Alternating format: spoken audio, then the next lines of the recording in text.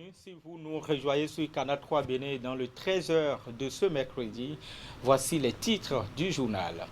Au sommaire de ce 13h, la vice-présidente de la République, Mariam Talata Zimé, a reçu hier la directrice régionale genre de l'Organisation des Nations Unies pour l'Afrique de l'Ouest et du Centre, Oulimata Sarr, qui est en séjour à Cotonou, est allée discuter avec la grande chancelière du Bénin des questions touchant la vie des femmes en Afrique et particulièrement au Bénin.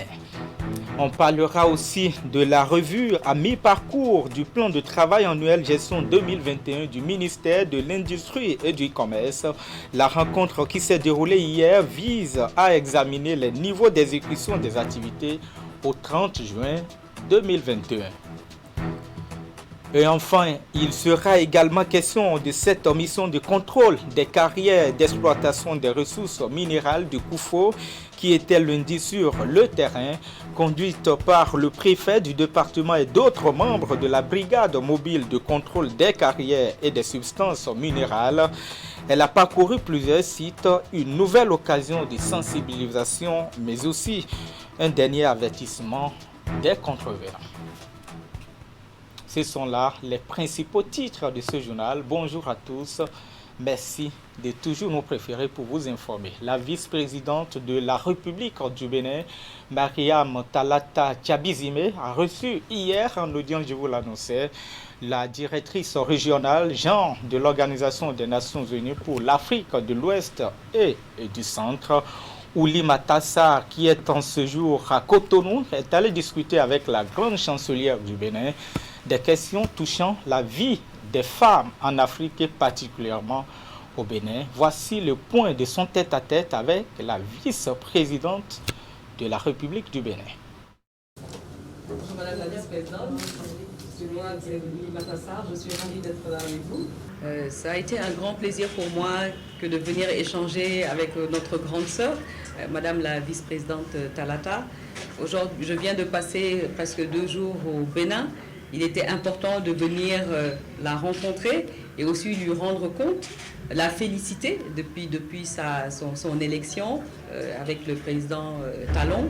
Et aujourd'hui, nous avons parlé des droits des femmes, nous avons parlé de la représentativité, du leadership féminin. Nous avons aussi parlé des questions de ressources et du rôle des parlementaires, du rôle de son bureau dans tout ce que ONU Femmes essaie de faire au niveau du Bénin. Vous le savez peut-être, ONU Femmes est l'agence des Nations Unies qui a pour mandat l'autonomisation de la femme et l'égalité des sexes. Elle nous a fait un très bel exposé sur l'histoire de votre pays, un pays qui a connu les Amazones, donc les femmes ont été dans l'espace public, dans l'espace militaire. Les reines qui étaient aux côtés des rois avaient un rôle très important. Et aujourd'hui, je pense qu'il est important pour nous, dans ce combat que nous avons féministe, de convoquer cette histoire africaine pour pouvoir faire bouger les lignes. Bien évidemment, la représentativité dont on a parlé tout à l'heure, il est important que les femmes occupent des postes de décision. Nous sommes très contents de voir la vice-présidente Talata, mais nous cherchons aussi une masse critique de femmes dans tous les postes électifs et les postes de décision.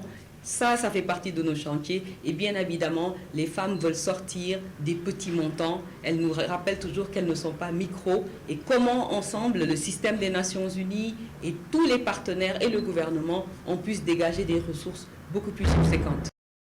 Et puis une autre audience dans ce 13h, Aurélien Agbenossi, le ministre béninois des Affaires étrangères et de la coopération, a reçu le représentant spécial du secrétaire général des Nations Unies pour l'Afrique de l'Ouest et le Sahel. C'est une visite de courtoisie et de prise de contact qui a permis aux deux hommes de discuter des défis auxquels fait face la sous-région ouest africaine.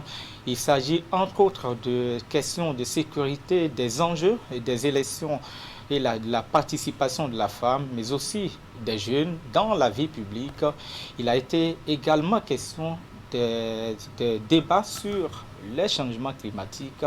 Voici ce que le représentant spécial du secrétaire général des Nations Unies a dit à la presse à sa sortie. Il y a 3 mois, le secrétaire général m'a fait l'honneur de me nommer donc à la tête de cette mission, donc au niveau des pays de la CEDEAO. Et depuis, j'ai entrepris une tournée au niveau de la sous-région.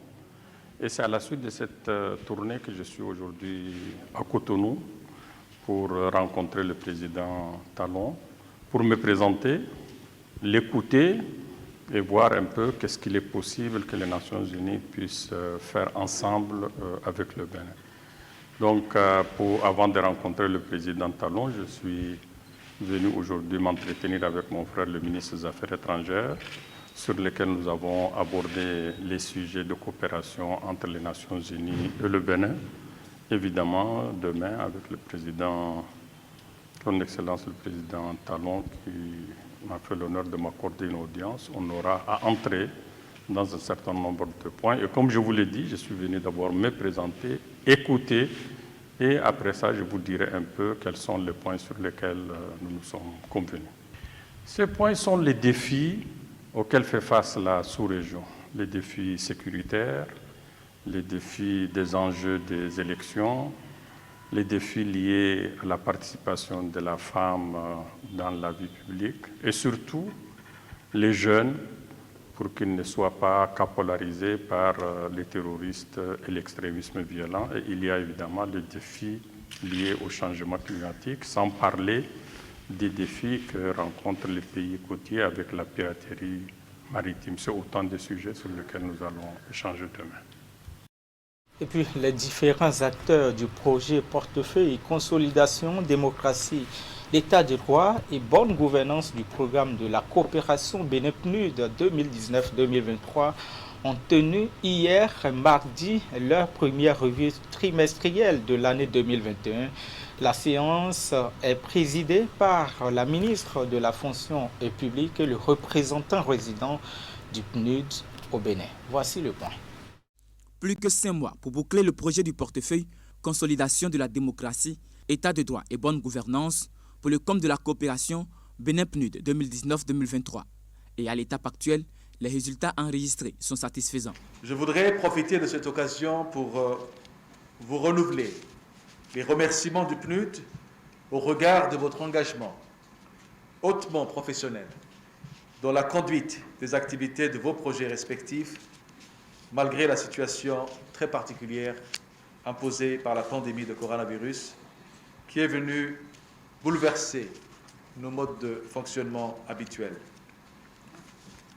Nous sommes rassurés que malgré tout, les équipes de projet, ensemble avec les autres parties prenantes, ont continué à donner le meilleur d'elles-mêmes pour produire des résultats que nous aurons l'occasion d'examiner au cours de cette session. La présente rencontre est la première revue semestrielle au titre de l'année 2021.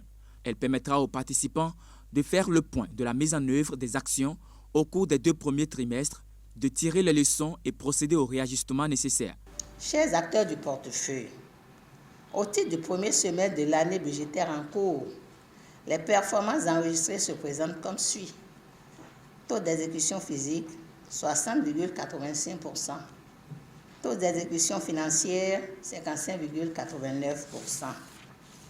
Cette performance n'aurait pas été enregistrée sans l'engagement personnel et collectif des acteurs que vous êtes. Toutefois, je n'ai aucun doute sur la qualité des résultats qui sortiront de vos travaux au regard des compétences en présence. Le projet du portefeuille, consolidation de la démocratie, état de droit et bonne gouvernance pour le compte de la coopération Bénin-PNUD 2019-2023 est conjointement géré par le ministère de la fonction publique et celui de la justice.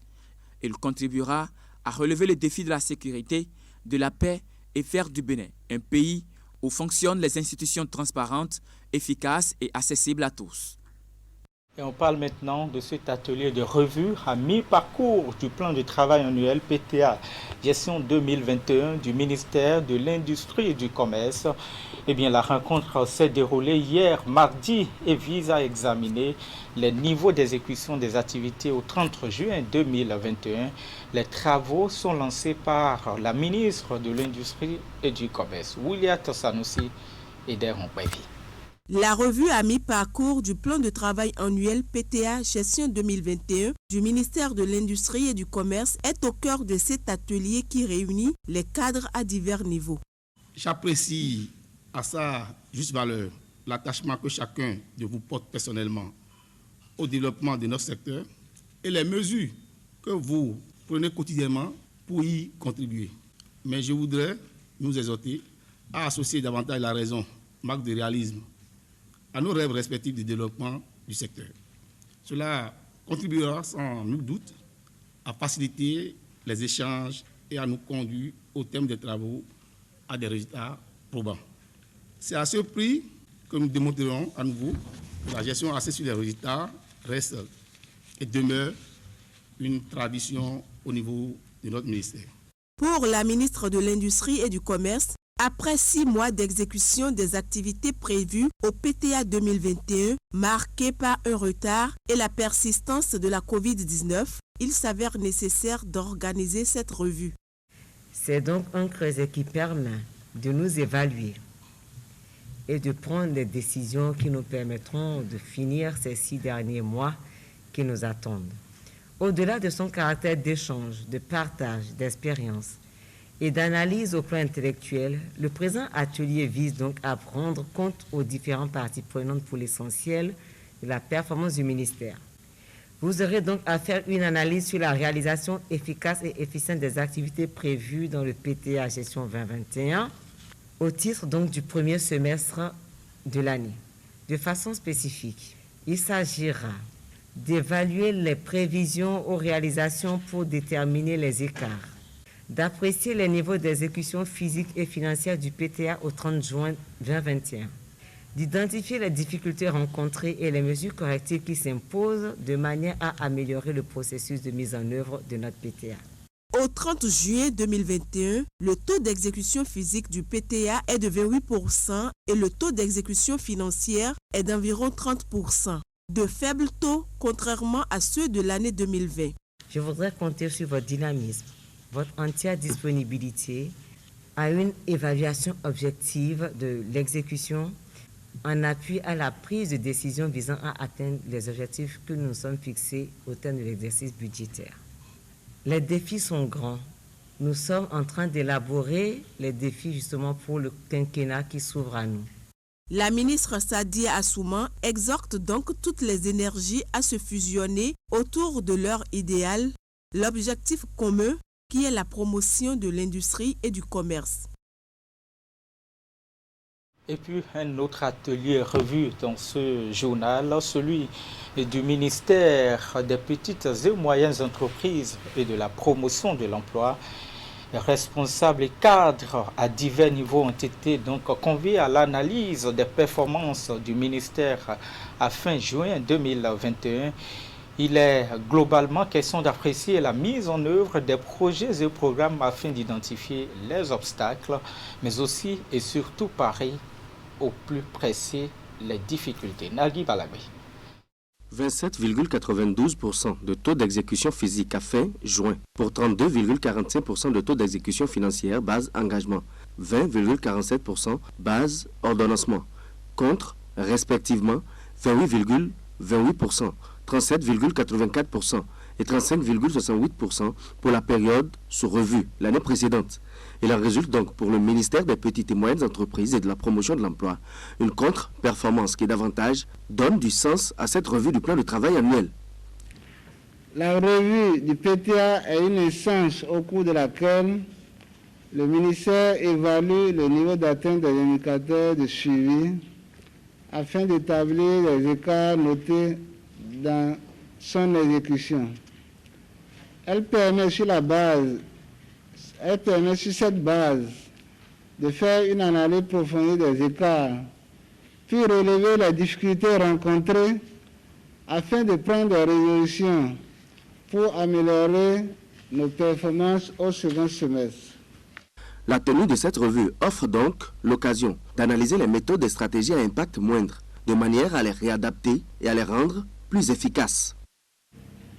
S'il est vrai que les 4 premiers mois de cette année ont été marqués par un ralentissement des activités en raison du double contexte sanitaire et électoral, il n'en demeure pas moins vrai aussi que nous devons faire un diagnostic sans concession de nos réalisations par rapport à nos prévisions et aussi de questionner nos méthodes de travail individuelles et collectives pour en apprécier leur pertinence et efficacité.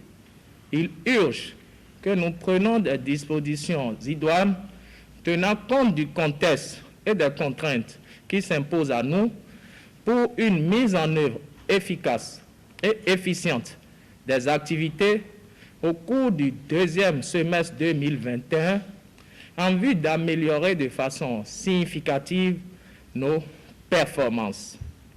Ces assises sont également le lieu pour attirer l'attention des uns et des autres sur les défis et exigences à venir et qui sont liés à la mise en route très prochaine du programme d'action du gouvernement 2021-2026.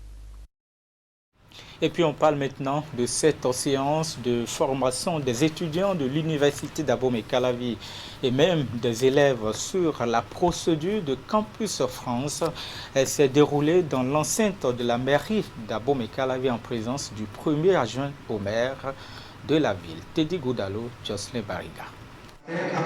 En face de ces étudiants de l'université d'Abomey-Calavi et même de quelques élèves, Rodrigue Houyo, un Béninois vivant en France, venu orienter ces jeunes sur la procédure Campus France. À travers cette séance de formation, il met à disposition les outils nécessaires pour permettre à ceux qui le désirent de pouvoir poursuivre leurs études en terre française. C'est par le biais de cet organisme que je suis parti en France il y a 10 ans et en tant qu'étudiant. Donc je me mets à la disposition des étudiants béninois, des jeunes élèves étudiants béninois pour les accompagner et leur montrer le chemin. C'est un retour en fait d'expérience que je fais avec grand plaisir. Je rencontre pas mal d'étudiants. À ce jour, j'ai déjà 10 étudiants béninois qui sont partis en France par mon intermédiaire. La procédure Campus France, c'est une longue procédure. Et d'abord, la première des choses, il faut avoir la foi.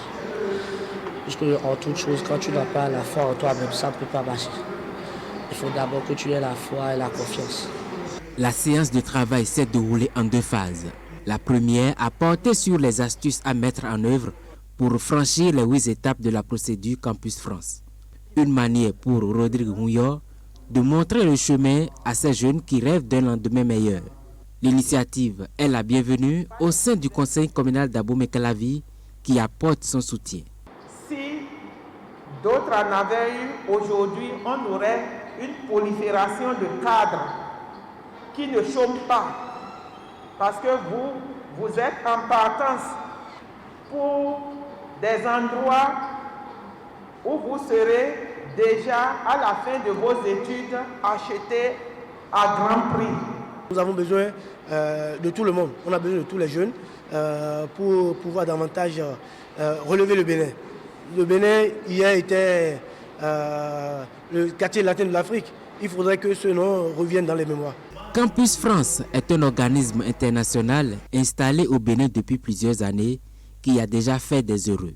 Il s'occupe de la promotion de l'enseignement supérieur français dans le monde.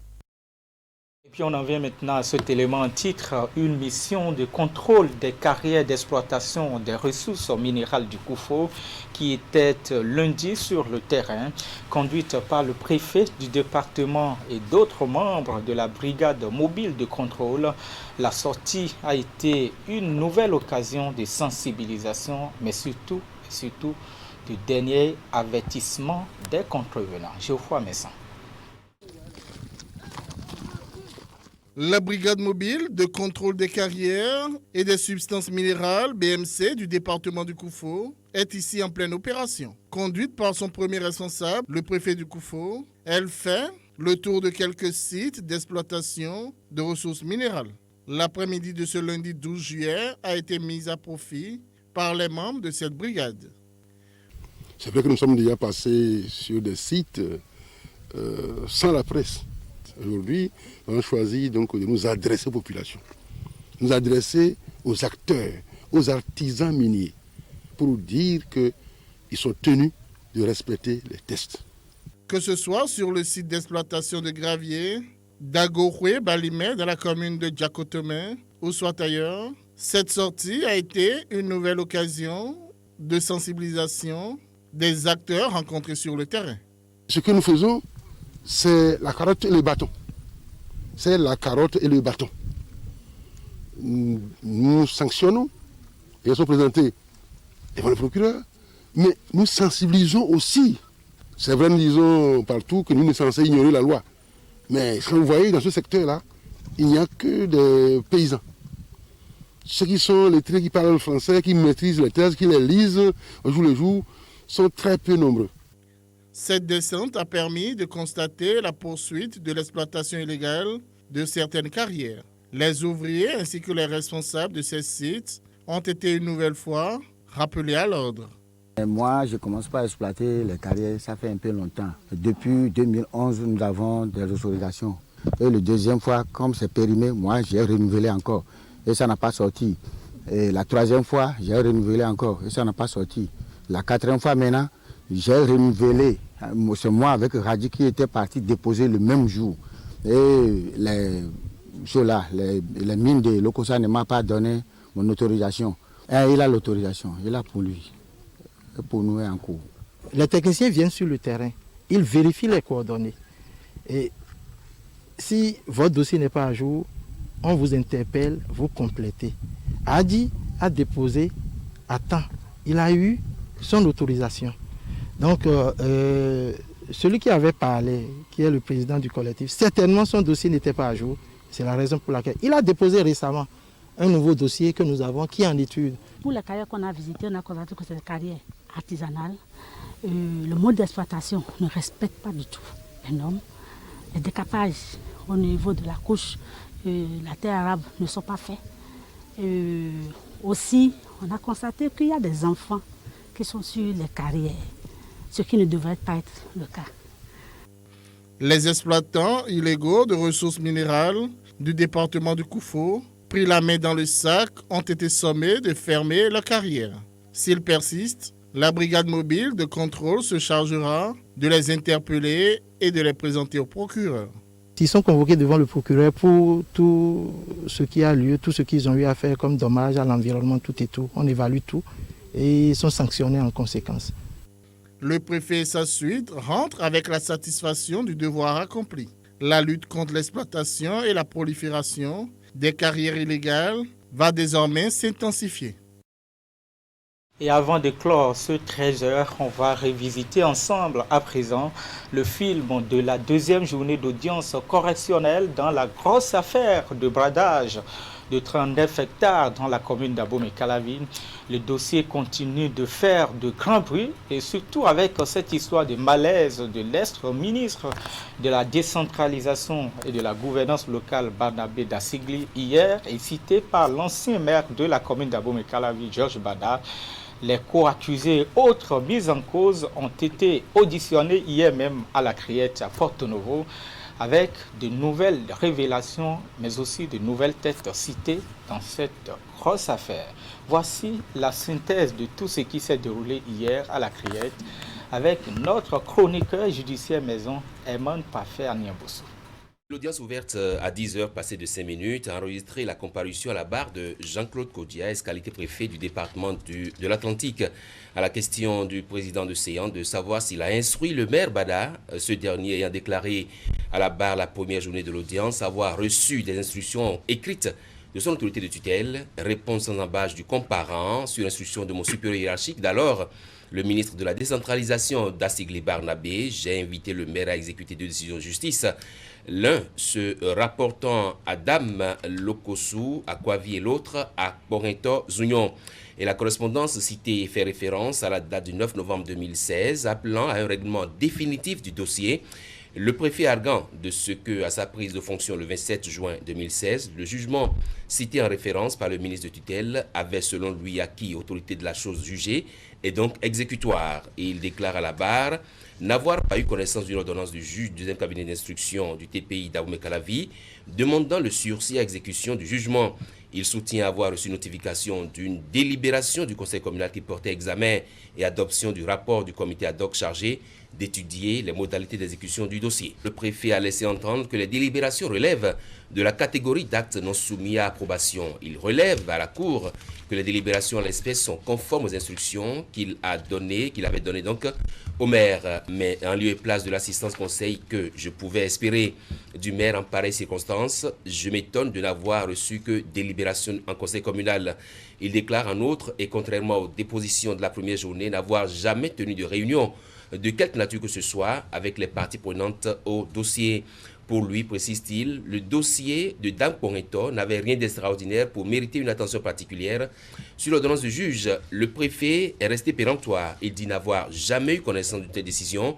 Seule précision, c'est qu'au détour d'une discussion, le maire Bada bien sûr, lui a confié avoir fait du règlement du dossier son thème de campagne. Ensuite vient le tour de Barnabé Dassigli, ex-ministre de la décentralisation, qui a pris fonction le 7 avril 2016. Sur des éléments de compréhension du dossier, il dit s'être référé à une correspondance de l'ex-préfet Epiphane Kenom, instruit par l'ex-ministre Véronique Brun-Hatchemé, qui demandait déjà aux autorités communales d'alors d'avoir à exécuter diligemment la décision de justice. Seulement, précise-t-il, jusqu'à mon départ en 2019 du ministère, je n'ai été saisi ni de recours, encore moins de compte rendu, et je n'ai jamais tenu de réunion relativement à ce dossier de 39 hectares.